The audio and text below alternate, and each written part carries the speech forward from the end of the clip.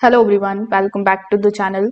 So if your Eufy security camera is not connecting to Wi-Fi, this video will show you the exact fixes that are actually working as of 2026.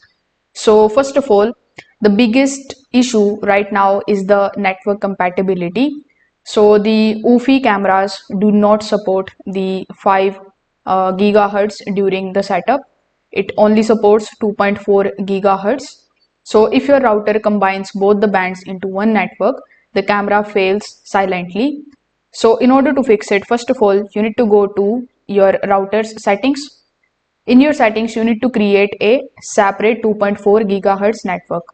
Disable the smart connect or band steering temporarily. Then you need to simply connect your phone to that same 2.4 gigahertz network. Also, make sure that the security is set to WPA2 and not WPA3 only. Wi-Fi name should also be simple and it should not have any special characters or hidden SSID.